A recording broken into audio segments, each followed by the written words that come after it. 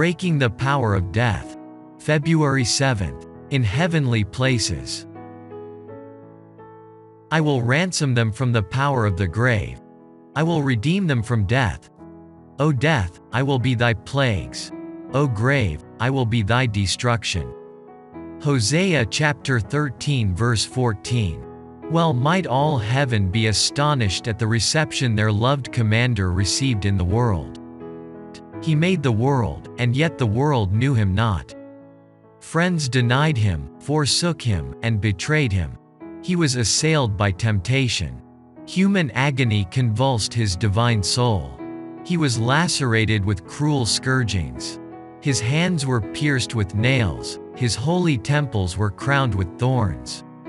It was the working of Satan's machinations that made the life of Christ one dark series of afflictions and sadness, and at last he compassed Christ's death. In the act of dying, Christ was destroying him who had the power of death. He carried out the plan, finished the work which from Adam's fall he had covenanted to undertake.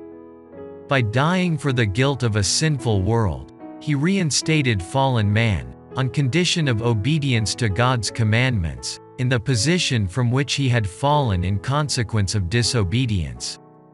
And when he broke the fetters of the tomb and rose triumphant from the dead, he answered the question, "If a man die, shall he live again?" Job chapter 14 verse 14. Christ made it possible that every child of Adam might, through a life of obedience, overcome sin and rise also from the grave to his heritage of immortality purchased by the blood of Christ. Our salvation was wrought out by infinite suffering to the Son of God.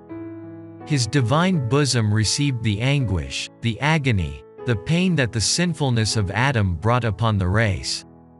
The heel of Christ was indeed bruised when his humanity suffered, and grief heavier than that which ever oppressed the beings he had created weighed down his soul as he was engaged in paying the vast debt which man owed to God. Manuscript 75, 1886. The question, "If a man die, shall he live again?" has been answered. God in human form has brought life and immortality to light through the gospel. In dying, Christ secured eternal life for all who believe in him. Testimonies for the Church 6-230, 231.